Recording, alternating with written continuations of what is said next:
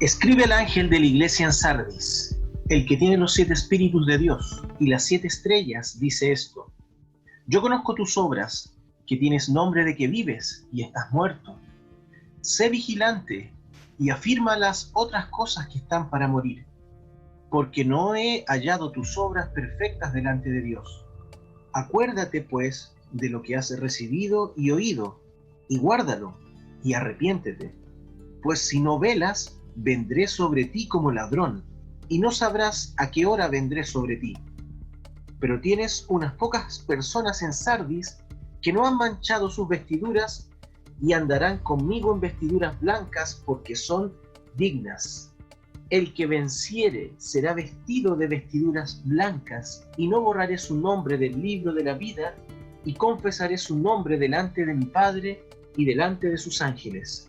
El que tiene oído, oiga lo que el Espíritu dice a las iglesias. Apocalipsis capítulo 3, del verso 1 al verso 6. Buenos días, les saludamos en el precioso nombre de nuestro Salvador y Redentor Jesucristo, esperando que sea un gran día para cada uno de ustedes. Agradecemos a todos nuestros fieles auditores por seguirnos en esta aventura de los podcasts de las 7 edades de la Iglesia, que es una extensión del programa Nuestro Mundo, y todo esto, programas de Radio Obra Misionera. ¿Cómo estás, mi hermano David Fernández? Hola, hermano David, muy bien, gracias a Dios, partiendo este día, ¿cierto? Muy agradecido al Señor por la vida, por la salud, por los cuidados que Él tiene por nosotros, y felices de poder abordar estos temas que son realmente una gran bendición, ¿cierto? Y con el gusto que nunca alcanzamos a poder abordar todo lo que quisiéramos. Está nuestra intención ahí de abordar mucho, pero el enemigo llamado tiempo no nos deja desplegarnos en totalidad. Así que muy bien, un buen día a todos los fieles auditores, ¿cierto?, que van a estar escuchando el programa. Que el Señor Jesucristo les bendiga y que sea de gran bendición el programa de hoy. Amén, amén. Seguro que sí, en eso estamos confiando. Queremos entregar nuestras disculpas porque no pudimos realizar el capítulo del martes pasado por algunos problemas que nos surgieron, pero esperamos en Dios que este programa sea una bendición para cada uno de ustedes. Si estás enfermo, que puedas obtener fe suficiente para tomar tu sanidad, ya que Jesucristo ciertamente llevó nuestras enfermedades y sufrió nuestros dolores. Herido fue por nuestras rebeliones, molido por nuestros pecados. El castigo de nuestra paz fue sobre él, y por su llaga fuimos nosotros curados. Así lo dice Isaías 53 en el verso 4 y 5. Y esto, amado Radio Escucha, ocurrió hace más de 2000 años atrás. Jesucristo no puede sanarte hoy, porque Él ya lo hizo, pero depende de ti tomar esa palabra y creerla.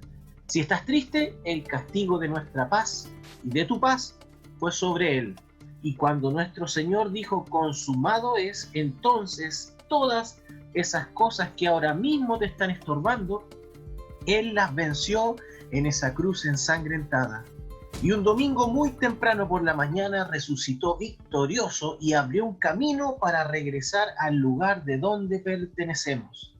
Bueno, perdón por esta salida, pero esta edad que nos convoca hoy es muy especial, ya que es el comienzo de la restauración del árbol novia, y nos motiva porque en las edades anteriores vimos cómo Satanás oscureció toda la tierra, vino a través de diversos espíritus destruyendo a la iglesia y al mundo entero. Algo de eso tocamos en el último programa de Nuestro Mundo, y verdaderamente quedamos muy cortos, como dice nuestro hermano David Fernández, ya que exponer este plan es muy amplio, y particularmente por mi parte tuve que volar por los jinetes de Apocalipsis 6, que son los primeros 4 sellos, donde el profeta de esta última edad muestra el plan de nuestro enemigo, en paralelo con las edades de la iglesia y en paralelo también con los insectos de Joel 1.4 y también con las 70 semanas de Daniel. Bueno, Entonces todo esto es unirlos, todos estos estudios, mostrarlos con la historia, que es el trabajo de joyería que hace nuestro hermano David Fernández, es verdaderamente algo muy difícil.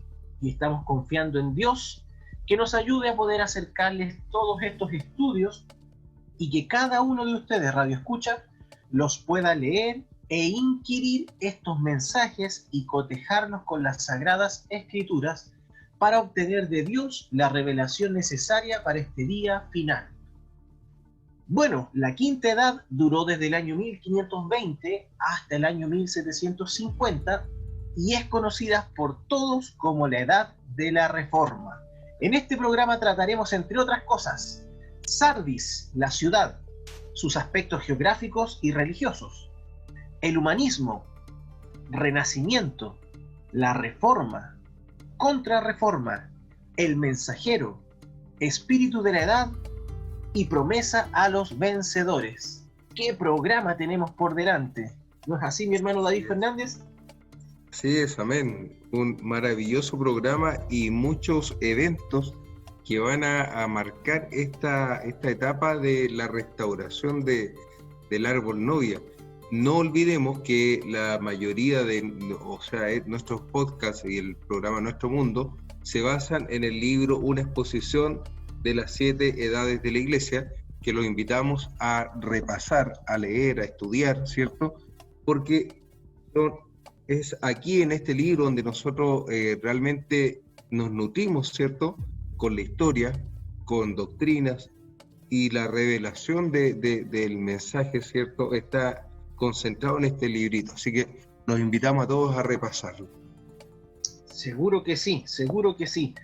Bueno, hermano David Fernández, por favor, cuéntenos un poco acerca de esta ciudad de Sardis, de esta quinta edad de la Iglesia, y también un poquitito de la época, de la historia a la cual representó esta ciudad. Amén, así es.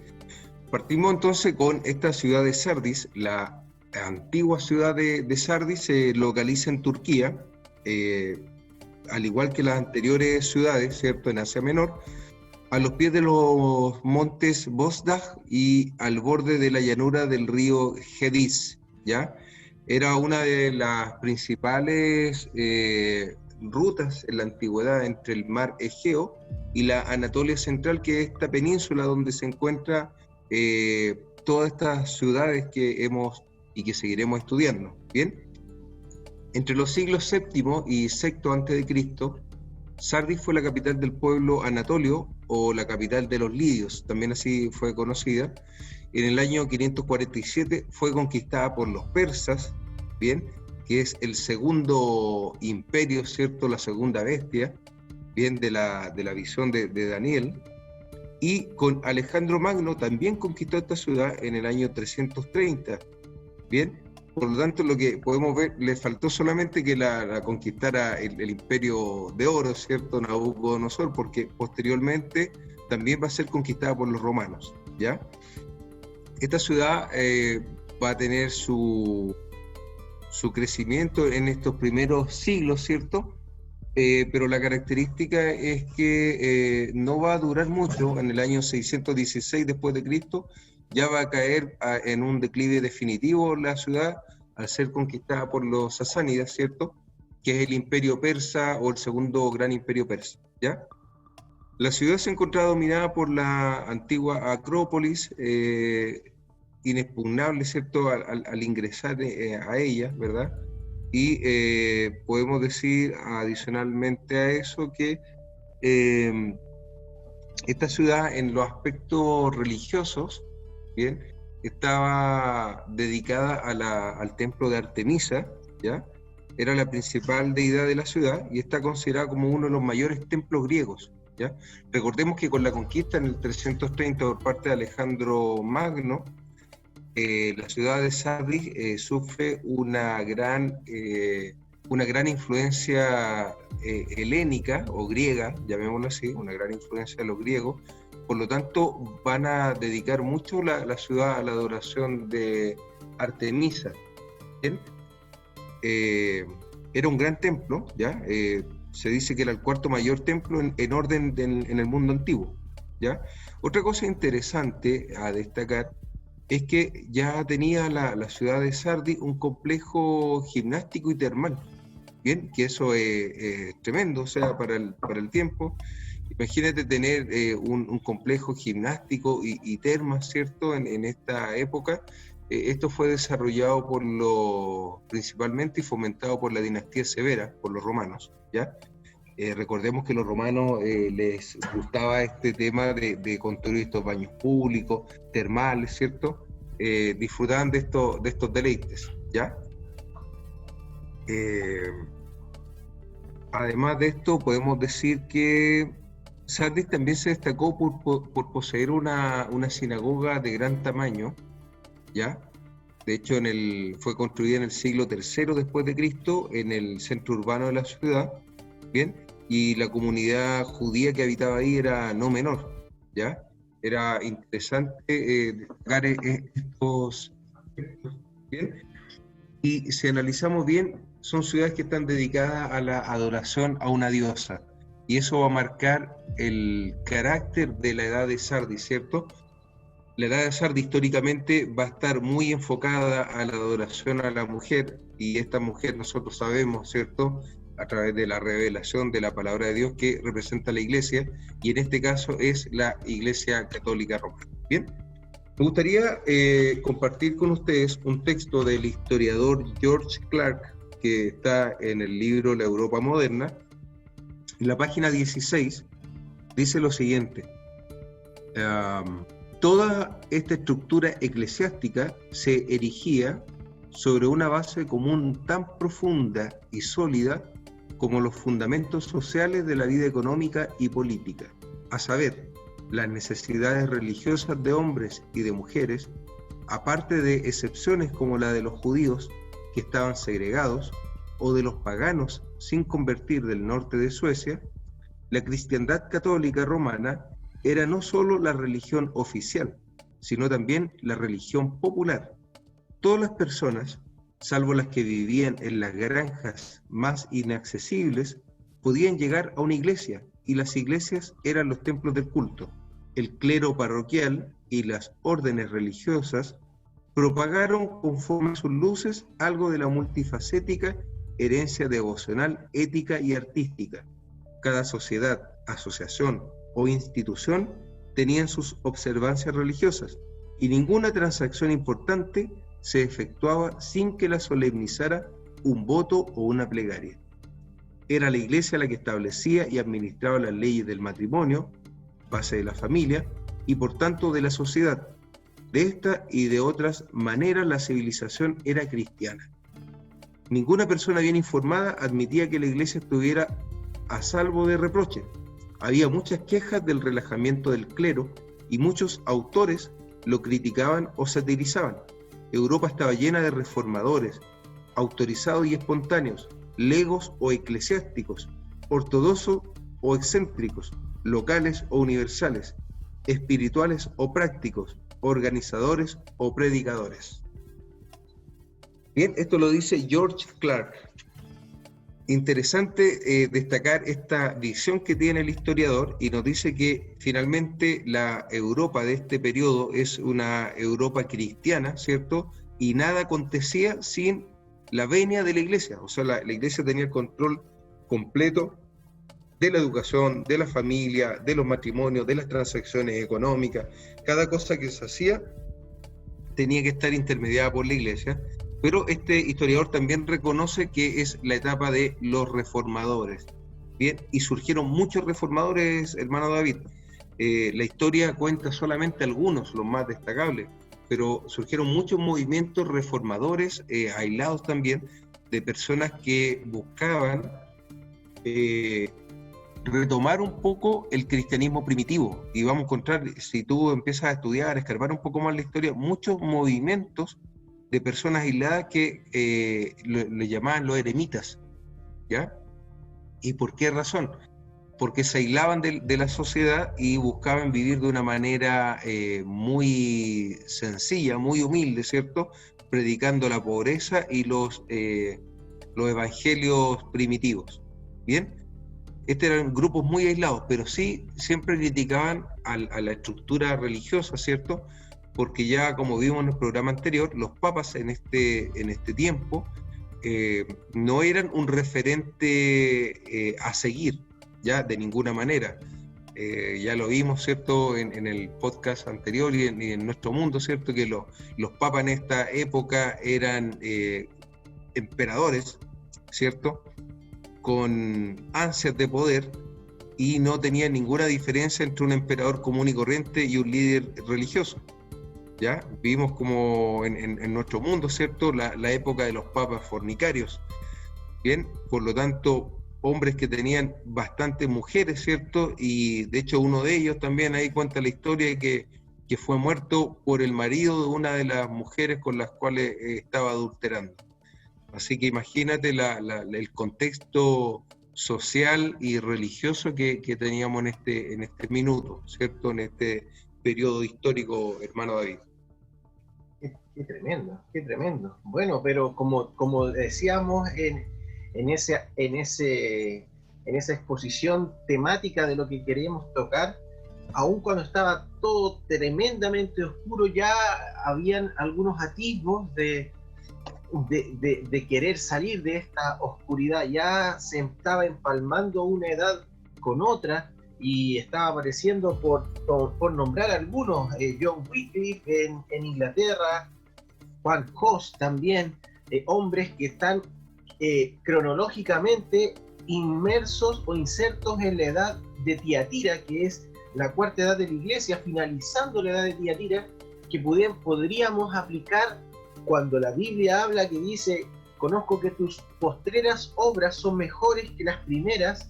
Está hablando de quizás de estos hombres que estaban empezando a pujar había en el aire quizás una chispa ya de querer rebelarse, reforma. Ahora, ojo, que lo veremos más adelante también, no era necesariamente que estaban buscando una revelación de Dios, sino que estaban cansados de la tiranía romana. Así es. Eso es lo que inflamó el espíritu, ¿cierto?, de estos líderes religiosos, y rebelarse contra el sistema, ya, contra el sistema imperante religioso y político, porque finalmente era un sistema religioso y una estructura política.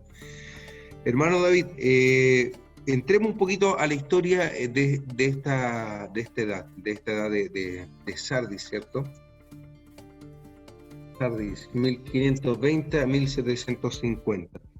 Mira, podemos destacar acá que ya estamos saliendo de esta Edad Media, ¿cierto?, de estos feudos, y con las consecuencias de las cruzadas en Europa, en el mar Mediterráneo, en el centro de Europa, comienza a desarrollarse un gran intercambio comercial.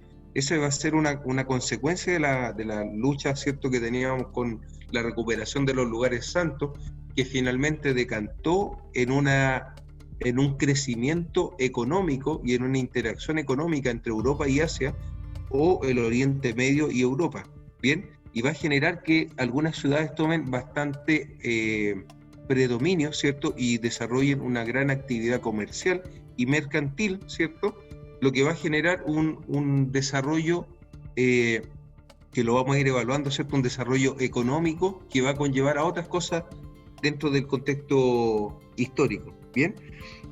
¿Qué podemos decir acá? Que la necesidad de capital reúne a los grandes mercaderes en compañías privadas, ¿cierto? Y estas sociedades mercantiles desarrollan un transporte terrestre y una construcción naval, ¿cierto?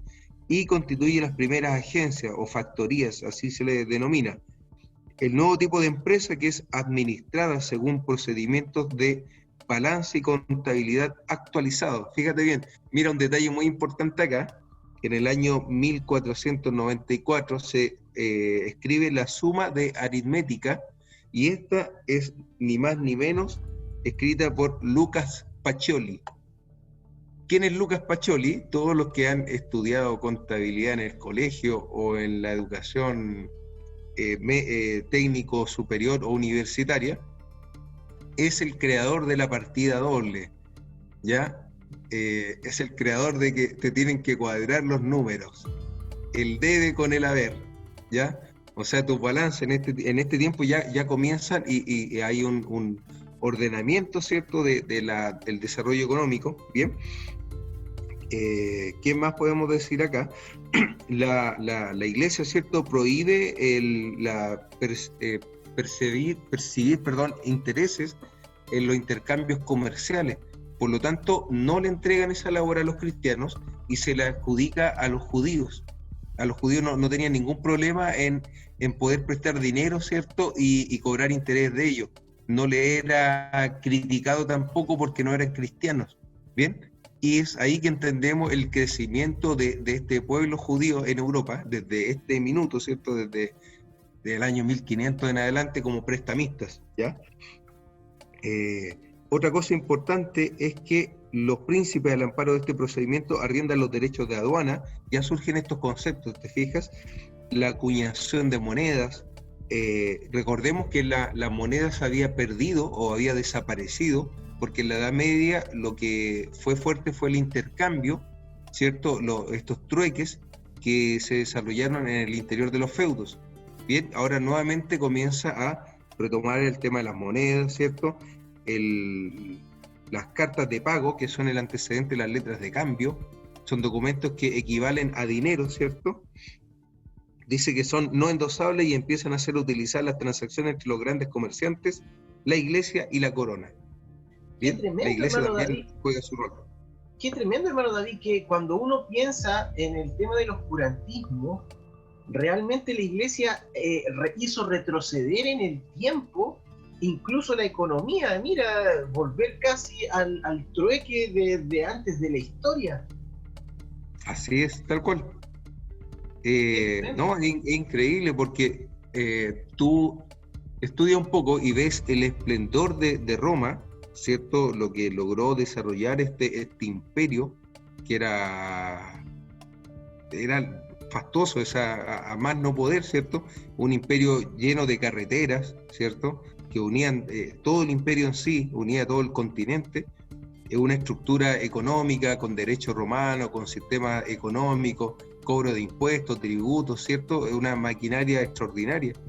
Y tú vas a ver que después la iglesia va a llevar esto, lo va a arrastrar, y finalmente van a estar convertidos la Europa en una economía agraria, con siervos de la gleba se llamaban, ¿cierto? Campesinos que están sujetos a la tierra de por vida. ¿Bien?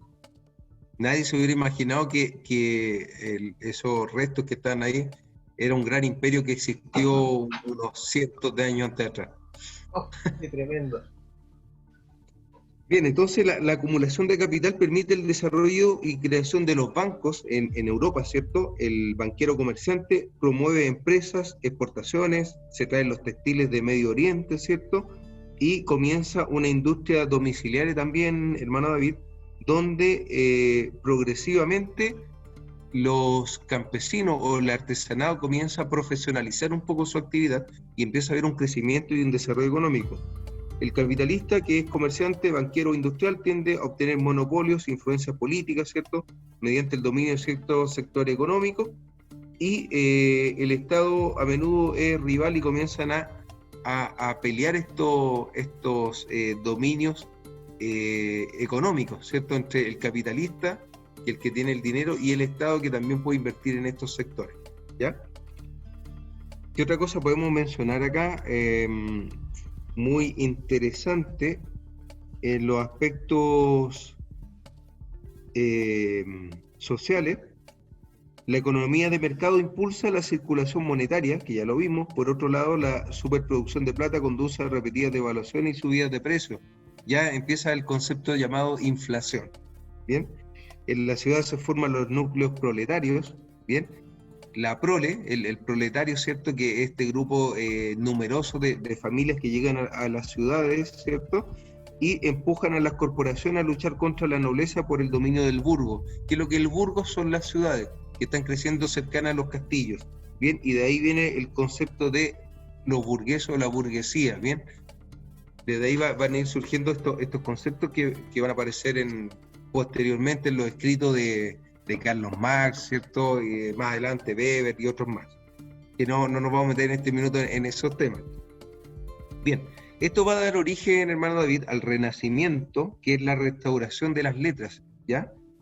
Es la culminación de un proceso que arranca de la época anterior y no supone que en este sentido sea una ruptura radical con el medioevo, no se rompe radicalmente con la Edad Media, sino que es paulatinamente va desarrollándose este renacer, ¿bien? El Renacimiento comienza a revalorizar la antigüedad clásica, ¿bien? ¿Y dónde se nos va nuestra mente, nuestra memoria cuando hablamos de la antigüedad clásica? Pensamos de inmediato con los griegos y los romanos, ¿ya? Hay una añoranza por esa época esplendorosa que existió y que hoy día no se ve. Estamos sujetos en un contexto, ¿cierto?, oscuro, medieval, atrasado, por decirlo de alguna manera, ¿bien? Hay un despegue o una ascensión de la burguesía, ¿cierto?, que irrumpe con fuerza y modela a un hombre distinto. Ahora el hombre que está naciendo acá, y si nos adelantamos un pelito nomás, recordemos que parte esta edad, y lo vas a mencionar tú también, pero quiero adelantarme solamente un milímetro nomás, es la edad del hombre, ¿ya? Es la edad del hombre, entonces ya deja las estructuras, pasan a un lado, ¿cierto? Y la figura que se destaca acá es el hombre como tal, ¿bien? Entonces la ascensión de la burguesía genera un hombre distinto, con un sentido comercial, un apego a la riqueza y una inclinación al mundo palpable, sensible. No está pensando este hombre en el más allá, en que va a morir y va a ir al cielo que le está indicando la Iglesia Católica, sino que él dice, no, mi desarrollo económico va a ser acá. ¿Bien? Y hay un cambio de mentalidad. Y esto también va a llevar en este periodo un descubrimiento científico. Van a aparecer figuras como Copérnico, Kepler o Galileo. ¿Bien? En ese aspecto van a transformar. Recordemos que en este minuto la mentalidad de toda Europa es que la Tierra es plana, ¿cierto? No debemos olvidar eso, la Tierra es plana, y que el planeta Tierra es el centro de todo el universo y todo gira en torno al planeta Tierra. Y estos pensadores, ¿cierto?, se van a dar cuenta que primero la Tierra es esférica y que el mundo, ¿cierto?, no es un abismo más allá del mar, sino que es una esfera, ¿verdad? Eso, y por otra parte, el planeta no es el centro del universo, sino que está el Sol, y en torno al Sol giran estos planetas. Y esto le va a causar a Copérnico, todos yo creo que se deben recordar, que fue duramente perseguido por la Iglesia y obligado a retractarse, ¿cierto? A retractarse de su teoría heliocéntrica.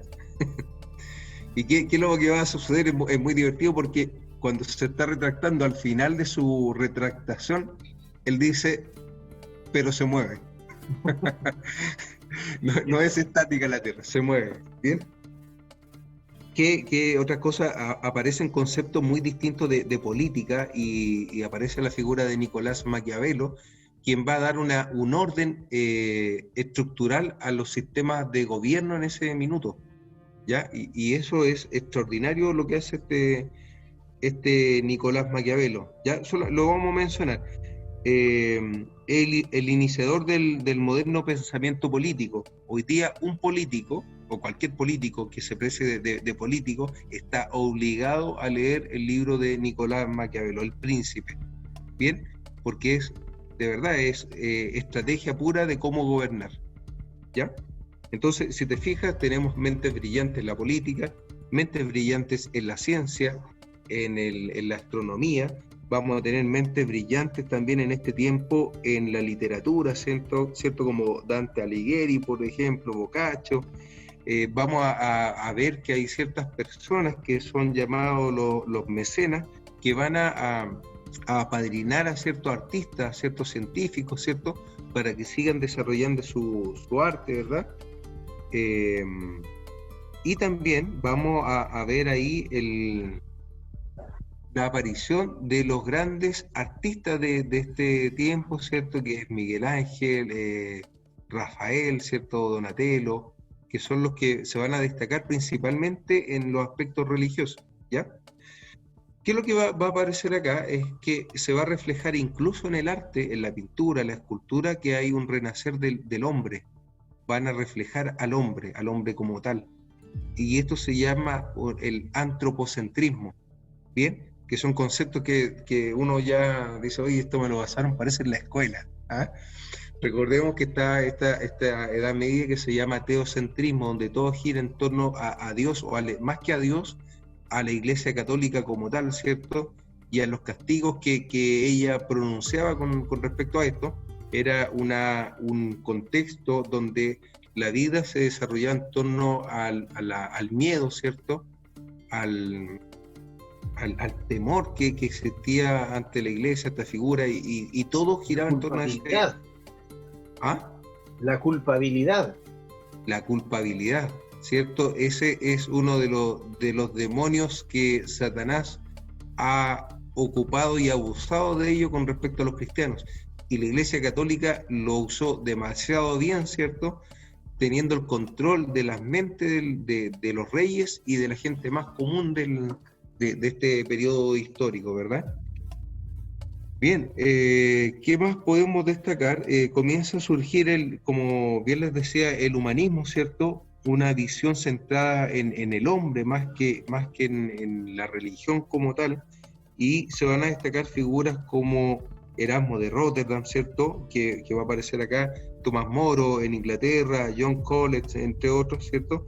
Que lo que van a hacer es una crítica en ese tiempo a la avaricia, una crítica al fanatismo, al oscurantismo que estaban viviendo, y van a proponer una nueva forma de ver la vida, ¿bien? Y esto va a generar todo un despertar en la literatura, en la economía, ¿cierto? Un despertar en la religión también, ¿por qué no decirlo? Y en los cristianos, en el mundo cristiano, ¿ya? Bien, vamos a revisar por acá.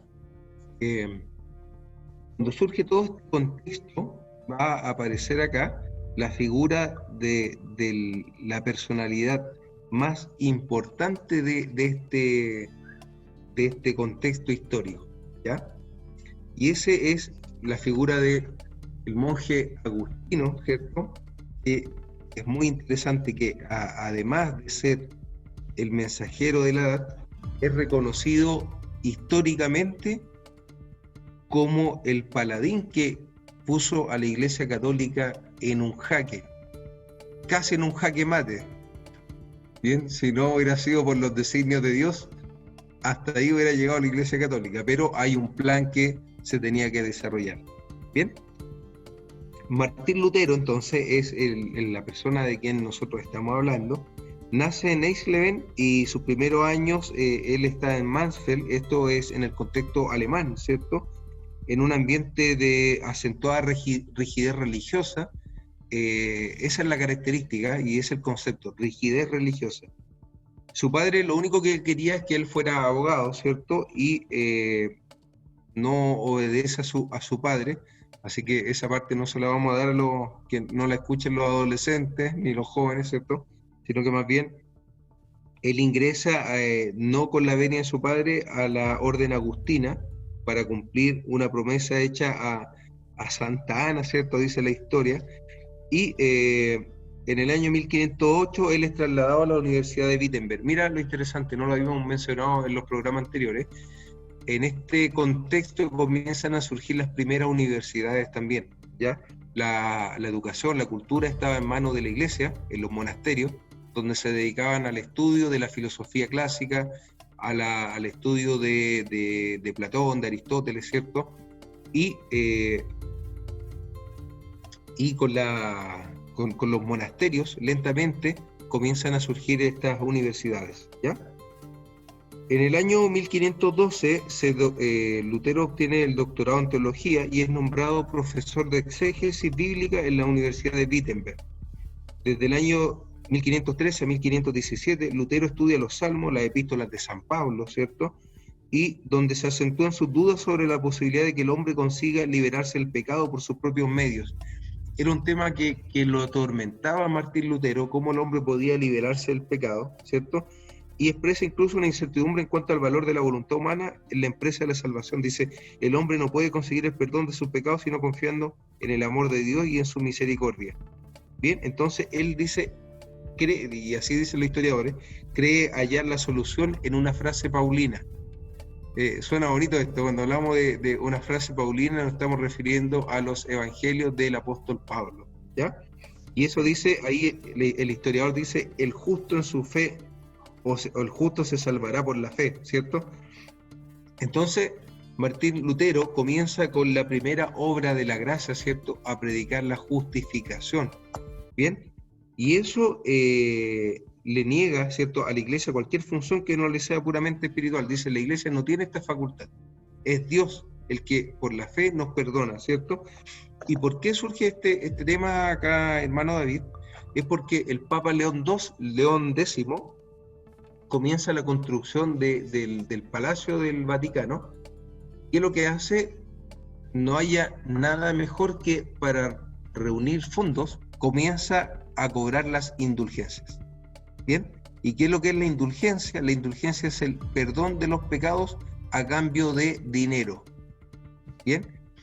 Y le encomendó esta misión, ¿cierto?, al señor Tetzel, que fue el que comenzó a cobrar las indulgencias en distintos lugares de Europa. Bien, Roma lo encomendó esta misión a Tetzel, y específicamente León X, que fuera de ciudad en ciudad, ¿cierto?, predicando no la salvación, no le vamos a llamar la salvación, predicando, ¿cierto?, que a través del dinero podían sacar a sus familiares que ya estaban en el purgatorio, porque este otro concepto que también inventó la iglesia, ¿cierto? Nosotros sabemos que hay un cielo y un infierno, pero la iglesia agregó un purgatorio, que es un lugar donde van a purgar sus almas, ¿cierto?, quienes mueren, y están sufriendo en ese lugar, y la única manera de sacarlo es que el Papa, a través de una indulgencia, lo saque de ahí. Bien, entonces esa era la forma de predicar. Usted no quiere ver a su familiar sufriendo, ¿cierto? Y la gente obviamente dice, no lo queremos ver así. Bien, entonces usted con una simple moneda, cuando caiga en este tarro esa moneda, el alma de su ser querido saldrá del purgatorio. Bien, así era más o menos, ¿cierto?, el cómo se vendía esta indulgencia. Entonces, no era el evangelio de la prosperidad. Se parece prosperidad un poquito, para la iglesia. Se parece un poco a algunas cosas que hemos visto hoy día en la actualidad, 500 años después.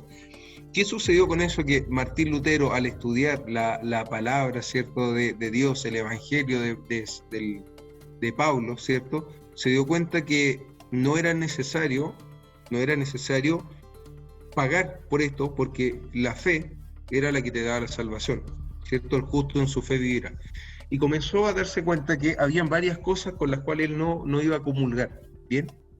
Entre ellas era la transubstanciación, que era el rito donde el sacerdote, ¿cierto?, hacía que Dios se metiera dentro de este pan y la gente comiera esa comunión, literal casi. Entonces él dice, eso no existe la indulgencia, no existe la transubstanciación y una serie de ritos más, donde él finalmente redacta las 95 tesis y la clava en la iglesia de Wittenberg, y con eso declara una guerra abierta en contra del papado. Bien, yo creo que no nos va a dar el tiempo para abordar más allá este tema, hermano David, pero que va a generar que esta lucha, ¿cierto?, directa hacia Roma va a denominarse la Reforma Protestante.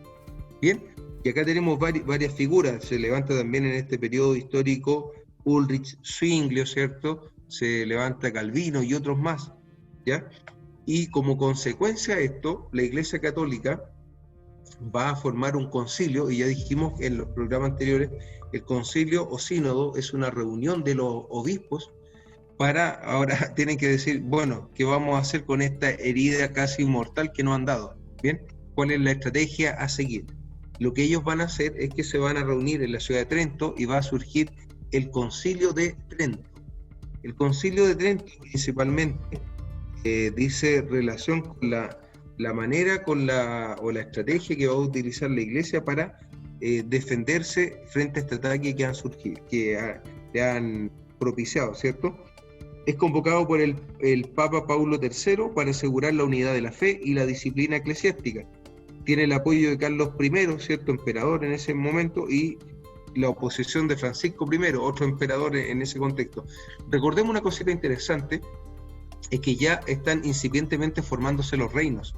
Está formándose el reino de España, están formándose los reinos de Francia, los reinos de Inglaterra, y están medianamente consolidados ya. Son la formación de los estados nacionales, ¿ya? Ese es un tema bastante interesante. Se funda en este tiempo, en el año 1534, la Compañía de Jesús, fundada por Íñigo López de Loyola, ¿cierto? Me acordé de Ignacio Óñez de Loyola, que es el gobernador de Chile.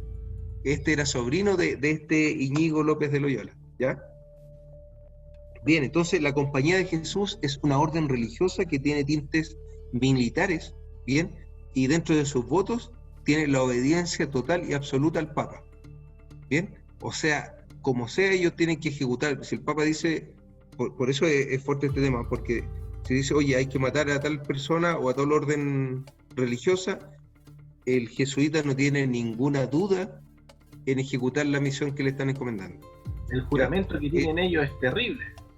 No, es terrible. Yo en la universidad, David, estudié un poco la teoría de poder que mantiene la orden jesuita, y hay ejercicios espirituales. Cuando tú dudabas un poquito en lo que te estaba diciendo tu superior, te mandaban a hacer ejercicios espirituales, que era doblegar tu voluntad hasta lograr obediencia absoluta a lo que decía el superior.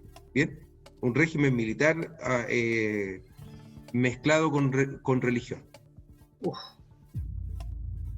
Bien, entonces, como consecuencia, el Concilio de Trento marca una reordinación dogmática y disciplinaria que influirá decisivamente en la posterior evolución del catolicismo. Junto a la Sagrada Escritura se afirma como la fuente de la fe, la tradición y la presencia de Cristo en la Eucaristía real, la transubstanciación. Siguen defendiendo lo que Martín Lutero les dijo que no era, ¿cierto? Ellos dicen, no, es así. La Iglesia se reserva el criterio de autoridad sobre la Biblia. Fíjate, mira lo que conlleva es consolidar más lo que creían, ¿cierto? Fueron heridos y Martín sacó la Biblia, dice, la Biblia es la única. De hecho, importante destacar acá, Martín Lutero tradujo la Biblia del latín al alemán y la hizo que sea conocida para el pueblo, ¿bien? Para los cristianos. Pero la Iglesia dice no, el criterio de autoridad sigue estando sobre la Iglesia y no en la Biblia, ¿cierto? Y se reconoce la superioridad del Papa por sobre la asamblea conciliar.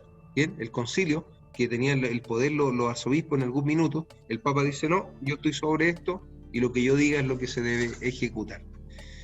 Bien, hermano David, esto estamos llegando hasta el año 1563. Entendemos que la edad se extiende hasta el año 1750, ¿ya? Pero esto es lo que se va a ir configurando en este momento. Lo que vamos a ver de aquí en adelante hasta el año 750 es la consolidación de los estados nacionales, la consolidación de las monarquías absolutas en Francia, en España, ¿cierto? Incluso en Inglaterra. Bien, y va a haber una lucha de poder entre estos reinos que, dicho sea de paso, hay dos eventos muy importantes acá, que tendría que haberlos mencionado al principio, pero es importante tenerlos claros y los vamos a ver en nuestro mundo, que es la caída de Constantinopla, ¿cierto? Y el surgimiento del Imperio Turco Otomano, que toma todo el poder de Europa principalmente oriental. Y por otra parte vamos a tener los primeros viajes y el descubrimiento de América. O sea, vamos a tener la búsqueda de nuevas rutas comerciales, donde Portugal va a rodear África, ¿cierto? Van a llegar hasta la India. Vamos a tener a Hernando de Magallanes, Diego de Almagro, y obviamente Cristóbal Colón, ¿cierto? Que va a descubrir el nuevo mundo, que de nuevo no tiene nada, ¿cierto? Que ya estaba descubierto, poblado y habitado, ¿ya? Por lo tanto, hoy día, más que descubrimiento de América, se habla el encuentro de dos mundos, ¿ya? El viejo mundo y este nuevo mundo, que no tiene nada de nuevo tampoco, porque los descubrimientos arqueológicos sitúan una cantidad de años importante de que ya el hombre estaba habitando en este lugar, ¿ya? Así Pero que sí, esos son como el contexto para tener claro. claro, pero sirvió de una inyección de oro importante a Portugal y a España. Así es, así es, y que finalmente llegaron al Vaticano, ¿ya? A través de Claro, todos estos prestamistas, todo el oro de América. Si hoy día tú te preguntas dónde está todo ese oro, y sí, finalmente llegó al Vaticano a través de los Fruger, a través de estos banqueros que habían en Italia. Bien, qué así tremendo. que ese es el contexto, hermano David, y este es el nacimiento ahora de los estados nacionales, y que vamos a tener otros eventos más interesantes en este periodo que viene después, que va a ser la Revolución Francesa, y eso nos genera todo un paradigma y cambio en el mundo completo. ¿Bien? Eso es, mi hermano David. No sé si faltará algo o quisieras que ahondáramos algo más. Yo quiero que tú me digas qué Uy, pasa con los creyentes hay en mucho, esta edad. seguro que sí, hay mucho que tocar. Bueno, me recuerdo, como bien decías tú, aparecen algunos conceptos que uno dice en alguna parte los escuché.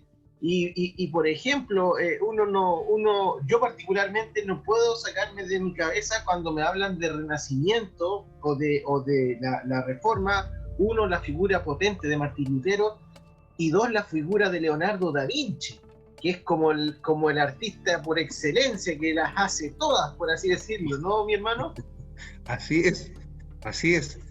Es la figura, una de las más importantes, ¿cierto? Porque va a dar la característica del hombre que tenemos: arquitecto, matemático, escultor, pintor, desarrollador incluso de máquinas voladoras en ese tiempo, hermano David, en el año 1500, ya estaba desarrollando máquinas voladoras, armamento, máquinas de guerra, y lo más importante, cambiando los patrones de pintura, del arte. O sea, marcaron la tónica en la pintura, en la escultura, ¿no? Extraordinario. Podríamos solamente dedicar un programa a la obra de estos artistas. Seguro que sí. Bueno, ahí como tú bien dijiste en una parte de tu exposición, esto se debió a que Dios bendijo la mente humana. No significa quizás que en la antigüedad no hubieron grandes pensadores, porque seguro que sí lo hubieron, y nuestra mente al tiro rápidamente va en busca de esos grandes próceres griegos, grandes, tremendos pensadores, pero en esta edad en particular, en este periodo de tiempo en particular, Dios bendijo en la edad de Sardis y también de Filadelfia. Dios usó la mente del ser humano, la mente del hombre, para traer su mensaje, en este caso una reforma. Bueno, como decía ya mi hermano David Fernández, el mensajero de esta edad es muy conocido de todos, es nuestro hermano Martín Lutero. Bueno, Martín Lutero, como bien decía mi hermano, que nació en el año 1483 y falleció en el año 1546, un alemán quien, dicho sea de paso, pasó a ser un héroe nacional. Esa es la altura que tiene Martín Lutero en este momento en Alemania. Un brillante estudiante, una de las mentes, de las grandes mentes de ese tiempo. No crean ustedes que solamente se dedicó al tema religioso, sino que él fue una de las grandes mentes que Dios utilizó. Fue abogado, estudió filosofía, bueno, estudió en profundidad la palabra de Dios, porque recordemos que la Iglesia Católica, para poder lograr el nivel de oscuridad que nosotros logramos vislumbrar en este tiempo, debió esconder la palabra de Dios, y la escondió en lo profundo de su iglesia, la encerró y la escondió, pero Dios allí mandó a Martín Lutero a estudiar la palabra de Dios, que el mismo sistema la había escondido. Allí Dios lo guió a este hombre para poder estudiar y leer lo que estaba oculto, porque como bien decía mi hermano David Fernández, en ese momento lo que decía la iglesia, eso era la realidad. No había opción a cuestionar, no había opción a preguntar, lo que decía el Papa, lo que decían los sacerdotes, lo que decían los arzobispos, eso era la ley. Si ellos decían que el mundo era cuadrado, el mundo era cuadrado. Si ellos decían que todo el sistema solar giraba alrededor de la Tierra, entonces eso era. ¡Qué terrible! Y una de las tantas citas que el profeta ocupa referente al mensajero, porque tocaremos muy poco de él, Martín Lutero dijo algo así como: me afligí casi hasta la muerte buscando paz con Dios, pero yo estaba en oscuridad y no la hallé. Eso atormentaba a Martín Lutero, quien se acercó al lado espiritual una vez que un íntimo amigo de él tuvo una enfermedad y falleció. Entonces él tenía un voto que era ir a Roma, y al ir a Roma, en este viaje a Roma, él se encontró con esa famosa escritura que siempre quedará ligada a Martín Lutero y que está en Romanos 1:17 y también en Habacuc 2, versículo 4. De Habacuc es donde la toma el apóstol Pablo, y que dice que el justo por la fe vivirá. Imagínense cuántos creyentes leyeron esta escritura. ¿Cuántas veces el mismo Martín Lutero leyó esta escritura? Pero no fue sino hasta este momento, este preciso momento, en que la luz de la revelación golpeó en los ojos espirituales de nuestro hermano Martín Lutero, y esta escritura incendió su corazón. La palabra de Dios fue vivificada en su corazón, y al regresar a su hogar, la verdad evangélica de esta escritura inundó su mente y fue librado del pecado y nació en el reino de Dios. Bueno, poco después de esto, él fue elevado a doctor en divinidad, fíjense ustedes, y comisionado. Miren lo que hizo la Iglesia Católica. Lo comisionó para dedicar su vida completa a estudiar, exponer y defender fielmente la Santa Escritura. No sabían lo que estaban haciendo. Bueno, eso es nuestro hermano Martín Lutero lo hizo con tal esfuerzo que lo llevó a llegar a extremos. Y bueno, él después se dio cuenta que al estudiar la palabra de Dios, esta entraba en conflicto abierto con los abusos de los credos y las doctrinas de la Iglesia. Como decía mi hermano David Fernández, entró en conflicto con el Papa León X. Bueno, y Martín Lutero es conocido entonces, el profeta lo coloca como el ángel mensajero a la edad de Sardis. Pero recuerden ustedes que Pablo, el primer mensajero y el último mensajero, tienen una característica especial de ser profetas. Este mensajero en particular tiene la característica de ser un reformador.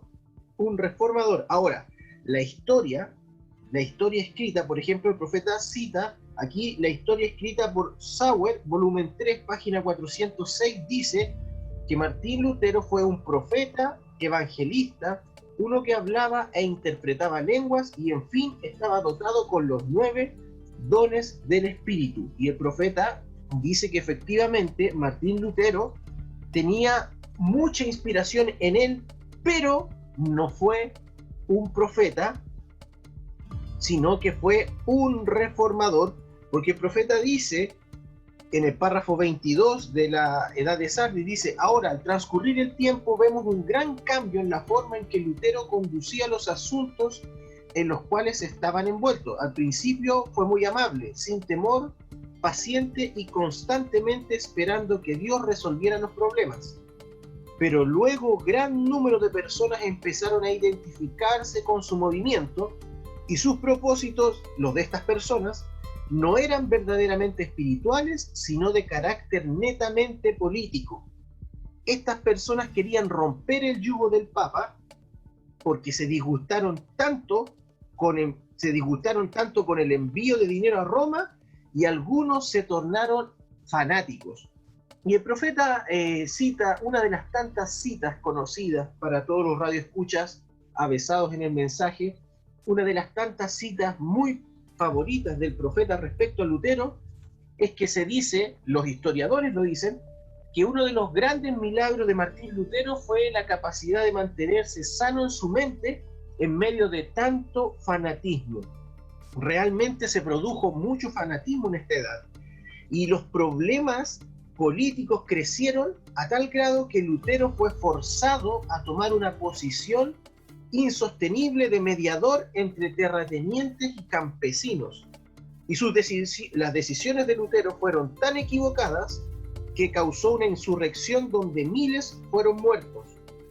El profeta dice, sus intenciones fueron buenas, pero al permitirse ser mezclado de nuevo el evangelio y el Estado tuvo que cegar el torbellino. Pero no obstante a todo esto, Dios usó a Martín Lutero, y que nunca se diga que sus intenciones no fueron buenas, sino que simplemente falló en sus juicios.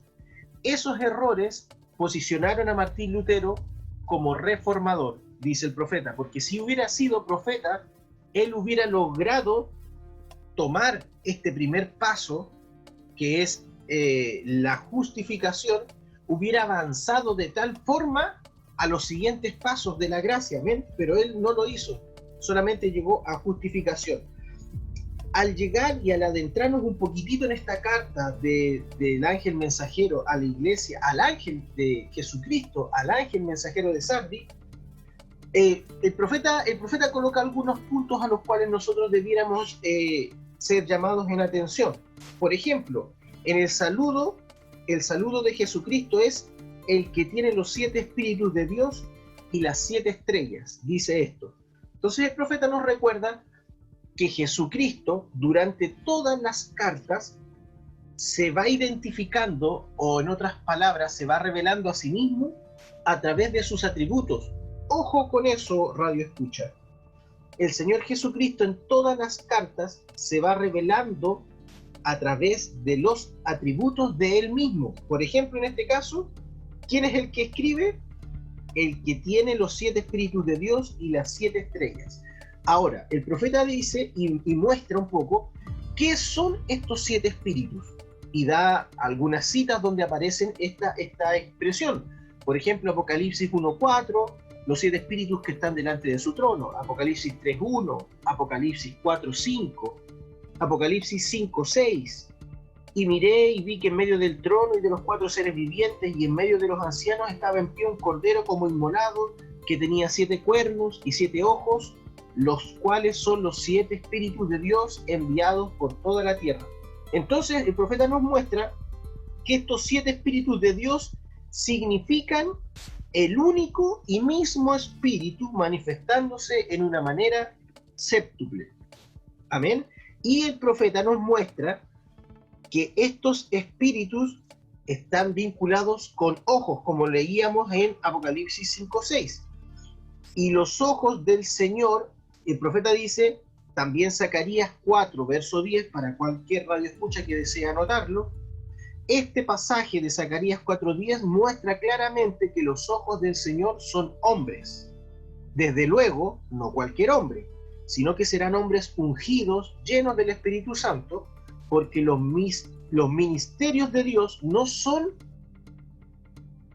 en el poder de los hombres, sino en el poder del Espíritu Santo. Y es evidente que los 7 espíritus de Dios se refieren al ministerio continuo del mismo Espíritu Santo en la vida de 7 hombres con los cuales Dios se identifica inseparablemente. Ojo con eso, radio escucha. Dios se identifica con estos hombres de manera inseparable. Ellos son sus ojos y también son sus lámparas.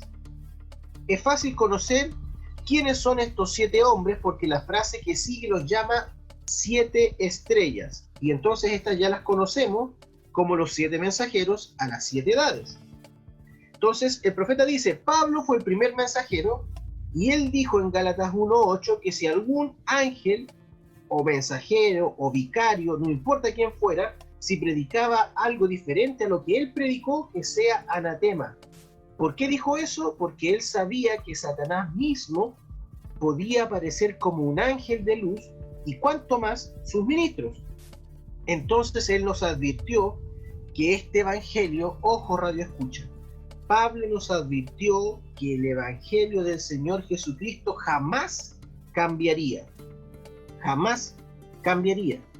Entonces, al entender que los 7 espíritus son hombres que Dios ocupó con un único espíritu en siete personas diferentes, y el profeta da un pequeño ejemplo. Dice, párrafo 35 de la Edad de Sardis. Ahora leemos de nuevo en la Biblia que dice que Dios ungió a Jesús de Nazaret con el Espíritu Santo y con poder, y anduvo haciendo bien y sanando a todos los que estaban oprimidos por el diablo. Cuando Jesús ascendió, le dijo a sus discípulos que esperaran hasta el día de Pentecostés, y que al cumplirse este tiempo, el mismo Espíritu que estaba sobre él regresaría y caería sobre ellos y los llenaría. Entonces aquel cuerpo llamado fuera, la iglesia, estaría sobre la tierra tomando el lugar del Señor Jesucristo. Y como el mismo Espíritu que estaba en Jesucristo estaría en ellos, ellos harían las mismas obras. Y el profeta dice, y cualquier grupo de gente que en verdad sea el cuerpo de Jesucristo, manifestará las mismas obras que manifestó Jesús y la iglesia pentecostal original, porque el mismo Espíritu estaría en ellos. Cualquier otra iglesia que no tenga el Espíritu y las manifestaciones tendrá que dar cuentas a Dios. El profeta dice, para Radio Escucha, el Evangelio se predica por medio de la autoridad de Dios en el poder del Espíritu. Eso es extraordinario. Eso es extraordinario. Ahora, esto que nosotros estamos hablando de los 7 espíritus no podría venir al mundo, porque Jesús mismo dijo que el mundo no lo recibiría él, el mundo no lo tiene. Porque Jesús dijo que cuando él se fuera mandaría su espíritu, el cual el mundo no puede recibir. Y al decir mundo, nosotros también podemos decir organizaciones, que es lo que estaba hablando nuestro hermano David Fernández, del nacimiento de los distintos pensamientos. Fíjense aquí, Radio Escuchas, una de las cosas que, por así decirlo, una de las contras que produjo que Dios utilizara la mente de hombres, es que las mentes de los hombres se desviaron y cada uno fue ideando su propia doctrina, su propio pensamiento, y al desviarse de la palabra original de nuestro Señor Jesucristo empezaron a crear ismos, diferentes organizaciones, diferentes pensamientos, y no podía ser de otra forma, porque al estar Dios ungiendo el pensamiento humano, cada uno empezó a pensar sus propios pensamientos y no los de Dios. Pero Dios sí tenía uno de los 7 espíritus en la tierra, que era Martín Lutero, y el profeta dice, el espíritu no es 7 espíritus, sino uno. Él siempre permanecerá y actuará igual, y los 7 mensajeros tendrán el mismo espíritu, enseñarán la misma palabra y tendrán el mismo poder. Y si la iglesia es la iglesia verdadera, entonces tendrá el mismo espíritu y la misma palabra y las mismas obras que tuvieron en el día de Pentecostés. Será una iglesia pentecostal y habrán lenguas e interpretaciones, profecías y sanidades. Dios estará en medio de ella y se declarará en medio de ella como siempre lo ha hecho. Y ella no estará organizada. No olvide eso. Ahora, me gustaría leer un párrafo chiquitito para finalizar esta primera parte, que habla, hay muchas personas, Radio Escucha, que creen, cuando nosotros estamos atacando todo lo que es organización y denominación, entonces hay muchas personas que piensan que Dios está vindicando las cosas al lote o las cosas desordenadas, pero no es así. Dios también tiene un orden perfecto. Y dice así el profeta en la página 256, dice, cuando vemos que los mensajeros están en su mano, porque hablando de los 7 mensajeros que están en la mano del Señor Jesucristo, cuando vemos que los mensajeros están en su mano, vemos al Señor identificándose con estos hombres, primero con los mensajeros, y concediéndoles su poder. No es suficiente que Él se haya asociado con la iglesia entera. lo cual notamos cuando lo vimos parado entre las 7 lámparas de oro. Tampoco es suficiente que podamos ver el ministerio quíntuple, segundo, en el orden. Recordemos, mensajeros en su mano, primero. Segundo, tampoco es suficiente que podamos ver el ministerio quíntuple de Efesios 4, apóstoles, profetas, maestros, evangelistas y pastores. Porque en cada edad la iglesia se desvía. Y no son solo los laicos, sino los pastores están equivocados igual que las ovejas. Entonces llega Dios a la escena como el gran pastor, fíjese, en los ministerios de estos 7 hombres para guiar su pueblo de nuevo a la verdad y a la abundancia del poder de esa verdad. Dios está en su pueblo, en todo su pueblo. Porque si algún hombre no tiene el Espíritu de Cristo, entonces el tal no es de él. Y él es la palabra. Esa sería la palabra reconocida en el pueblo. Pero de su preferencia, él, Dios, ha puesto un liderato especial en estos hombres por medio del consejo determinado de su propia voluntad. Ellos aparecen una vez en cada edad. Es el mismo Espíritu en cada uno de ellos. Qué cosa tan distante a la herejía de Roma. ¿Ven? Allí está el gran plan de Dios. El gran pastor, estos 7 mensajeros, luego un ministerio quíntuple y luego Dios en su iglesia. Extraordinario. Ahora, hermanos, podemos pasar rápidamente, ya el tiempo se nos ha acabado, cuando Dios habla respecto a esta edad de Sardis, recordemos que siempre la carta partía hablando sobre cosas buenas de los creyentes de la edad. Pero aquí parte directamente denunciando o atacando a la vid falsa. Dice: yo conozco tus obras, que tienes nombre de que vives y estás muerto, porque no he hallado tus obras perfectas delante de Dios. Entonces, ¿a qué obras se refiere? Bueno, que la dirección del Espíritu Santo fue reemplazada por una jerarquía humana.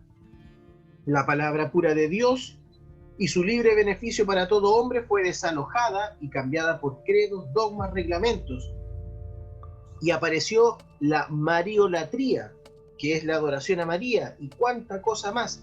Entonces, todos los que lucharon contra esta iglesia anticristo fueron destruidos. Recordábamos a Juan Jos, por ejemplo, que estaba en la edad de Tiatira y que fue quemado. Todos los que lucharon, que se quisieron parar a libertar, fueron acallados por la iglesia romana.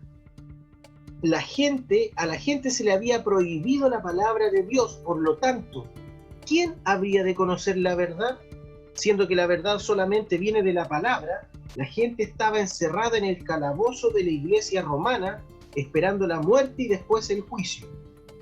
Pero la gran ramera, embriagada con la sangre de los mártires y sin ningún pensamiento del juicio, continuó salvajemente matando al pueblo con muerte física y espiritual. Aquí entran los jinetes que vimos rápidamente en el programa Nuestro Mundo. El profeta toca un hecho histórico, hermano David, que dice que a finales de la cuarta edad y a principios de la quinta, la invasión a Constantinopla por los turcos causó la huida de los hombres de enseñanza del oriente hacia el occidente, los que se llevaron los manuscritos griegos.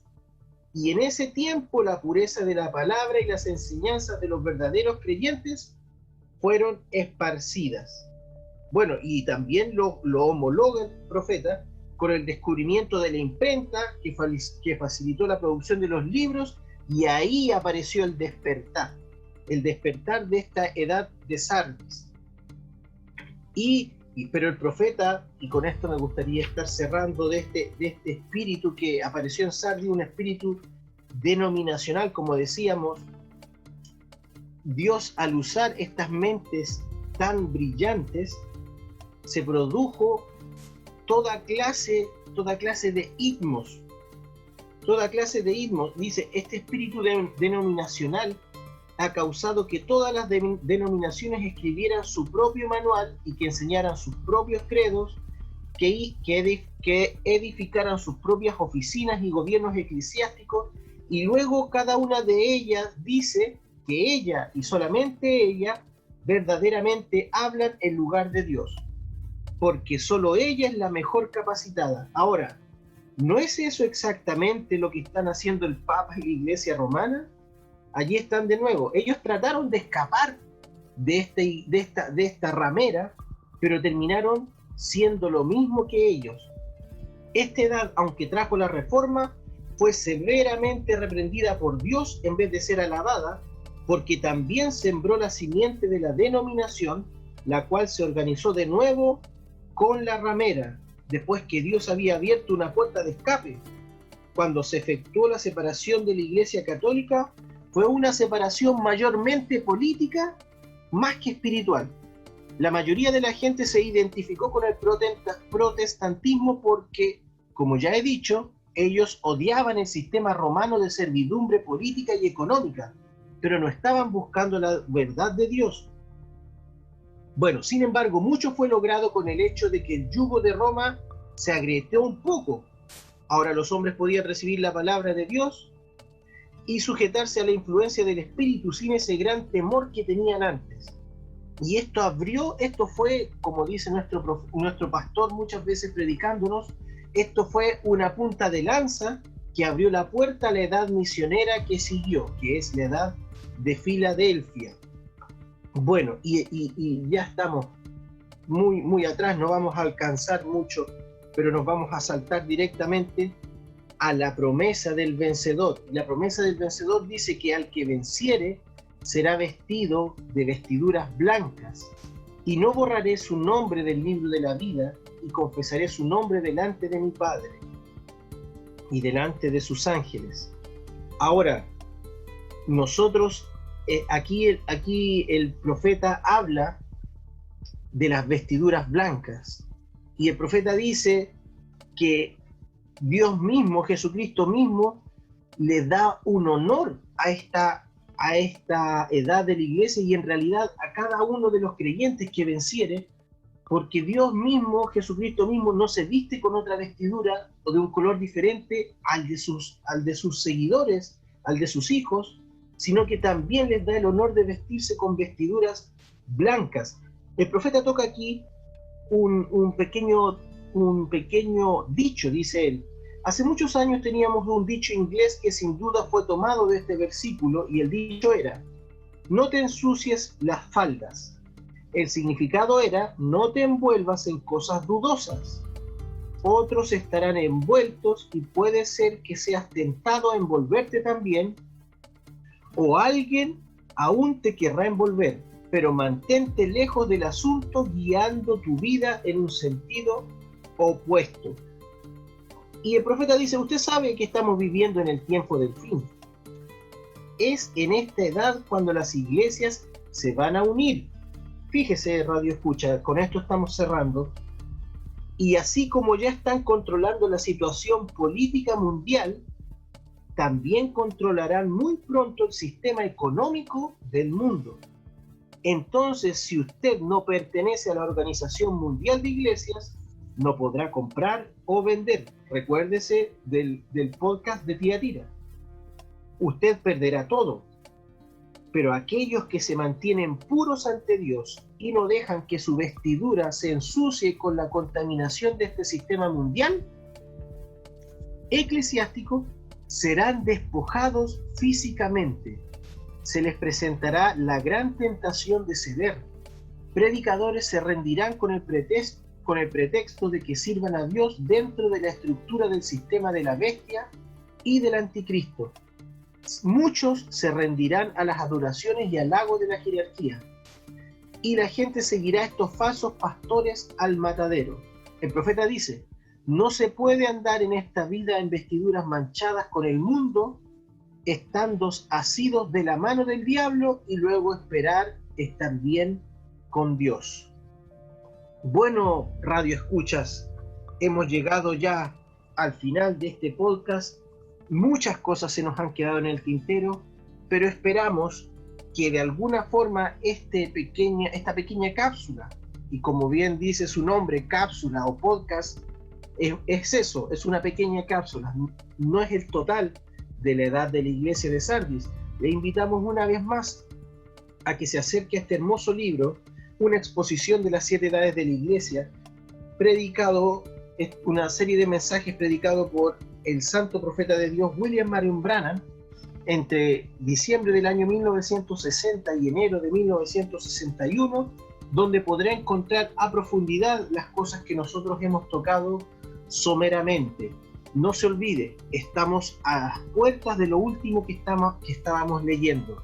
Muy pronto se vendrá una muy grande tribulación. Y el refrán que ocupaba el profeta en ese caso es muy atingente a la hora. Usted no puede estar de la mano del diablo y esperar estar bien con Dios. No sucede así. Así que atento, analice sus vestiduras, analice con quién está, a quién tiene de la mano. Si tiene al Señor Jesucristo, bueno, somos hermanos entonces y tenemos un futuro esplendoroso. Pero si no es así, le invitamos a que busque de Dios. Mientras aún hay misericordia, que busque de Dios, porque la puerta pronto se cerrará. Hermano David Fernández, estamos llegando ya, acercándonos al mediodía a pasos agigantados. Dios te bendiga, amigo. Las últimas palabras. Sí, gracias, hermano David. Ha sido un programa de mucha bendición. Muchas cosas suceden acá y vemos que hay traslapes que van avanzando a las siguientes edades. Esto de esta apertura económica son cosas que van a estar sucediendo y están proféticamente puestas ahí para nosotros. Así que muy buen programa, de mucha bendición, y saludamos a todos los que han podido oírlo, que tengan un excelente día, que el Dios del cielo nos bendiga, ¿cierto? A todos, nos cuide en este tiempo, en este año de la gran pandemia, ¿cierto? Como decía nuestro pastor, seamos todos cuidados y bendecidos por nuestro Señor. Así que eso, hermano David, muchas gracias, Dios te bendiga, Dios bendiga a nuestros auditores, Shalom. Dios les bendiga, Dios bendiga a todo radio auditor y que tenga un muy buen día. Recuerden, no se confíen en su mente, ya no es el tiempo de la edad del hombre, y la edad del hombre tampoco trajo muchas cosas, no trajo lo perfecto, fue la punta de lanza para lo que vendría después. Se me quedó ahí dentro del tintero que el profeta dice que aun cuando comienza la restauración de este árbol novial, no es sino en la última edad cuando comienza la restauración total. Lo que estamos viendo aquí es una restauración en potencia, así lo dice él. Las ramitas son trigo, pero trigo en potencia. Dios les bendiga. Muy buen día. Shalom.